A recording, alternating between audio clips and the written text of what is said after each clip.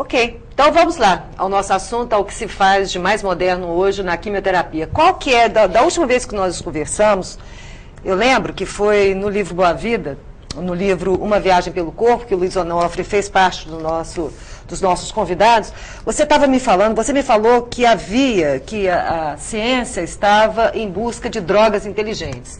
E essas drogas inteligentes tinham o poder de atuar apenas nas drogas doentes, nas drogas tumorais. Isso, a gente pensa, é um tremendo avanço para a oncologia.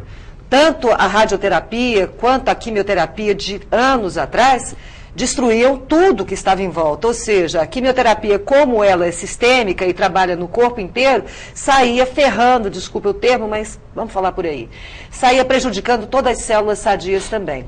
E você já havia me falado, nessa entrevista, você me falou de algumas drogas para o câncer de mama, para o câncer de intestino, se não me engano, se eu me lembro, e para alguns outros, fígado também, não sei.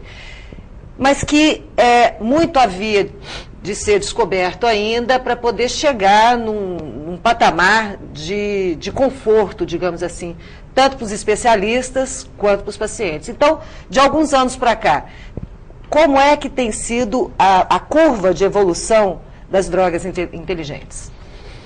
Bom, antes de responder essa pergunta, Aurélia, você vai me dar licença, mas por uma resolução do Conselho Federal de Medicina, toda palestra ou entrevista que a gente vai dar, a gente tem que dizer o conflito de interesse de cada profissional.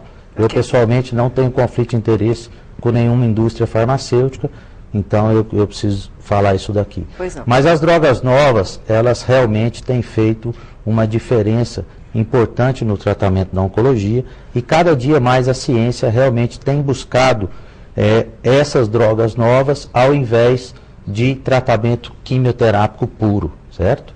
Então, as drogas novas, que são drogas inteligentes e que a gente chama elas do ponto de vista técnico de anticorpos monoclonais, são drogas que agem especificamente num determinado local da célula. Ou agem em algum receptor da superfície da célula, tentando inativar essa célula, provocando o que a gente diz de morte celular, ou então são drogas que agem em enzimas que ficam dentro da célula e que são enzimas capazes de provocar a divisão da célula doente. Então essas drogas agem justamente apenas na célula doente e não na célula normal, como acontece com a quimioterapia.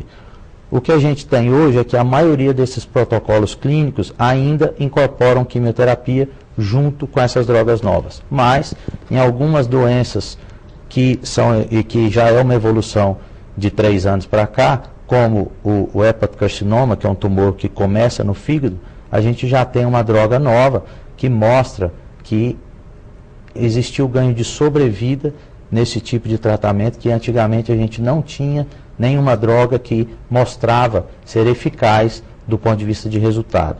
Outra doença que também ganhou com isso foi o câncer de rim, que também tem mostrado através de 3 anticorpos monoclonais novos, que inclusive os 3 já estão no Brasil, já estão regulamentados pela Anvisa, o último foi regulamentado há 15 dias, que também mostrou que a sobrevida desses pacientes com tumor de rim, ela aumentou bastante através desses medicamentos.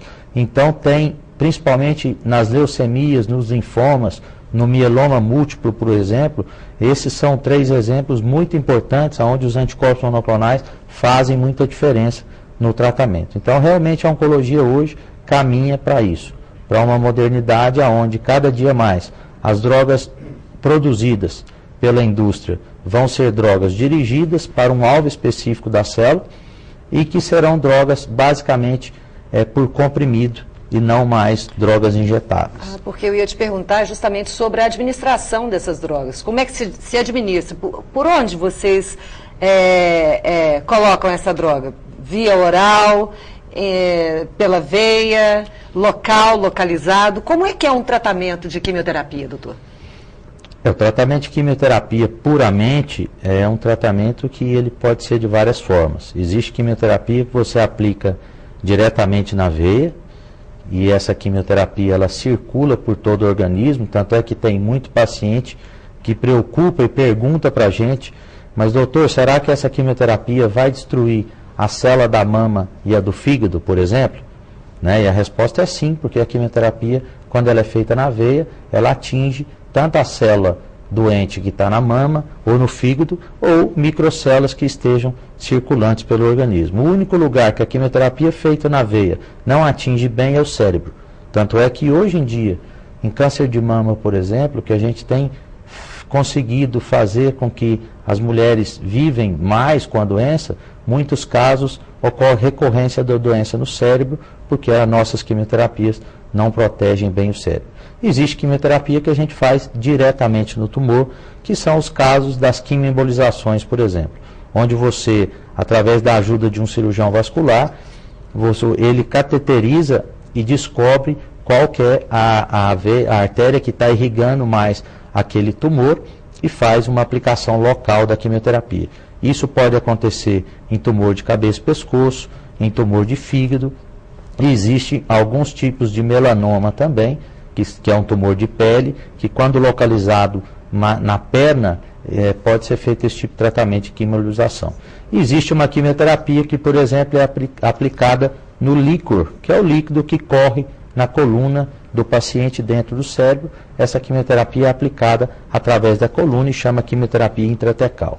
Então existem várias formas de aplicar a quimioterapia, inclusive via comprimido, que é o que hoje a ciência tem buscado para produzir, porque cada vez mais o câncer tem sido tratado e entendido como uma doença crônica. Então, como uma doença crônica, tipo hipertensão e diabetes, a gente tenta hoje viabilizar um tratamento que a ciência hoje tem chamado de tratamento de manutenção.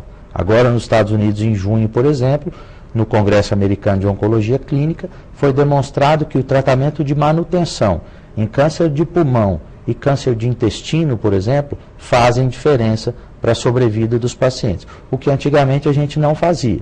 A gente fazia quimioterapia, parava, esperava um tempo, se a doença voltava a crescer, você voltava à quimioterapia. Esses estudos estão mostrando o contrário, que você provavelmente não deve parar a quimioterapia em determinadas situações clínicas de alguns tipos de tumor. Mesmo quando vocês percebem que o tumor foi, de repente, ele parou de crescer, estagnou ou diminuiu, porque vocês deixam de alimentar a célula tumoral e a tendência é que ele diminua e até suma, não é isso? Mesmo assim, você acha que com essa nova perspectiva, com essa nova visão da oncologia, você acha que o tratamento deve permanecer por quanto tempo? Isso ainda não é conhecido. O que existe nesses estudos apresentados agora no Congresso é que os pacientes devem ser mantidos em tratamento até a progressão da doença, digamos assim.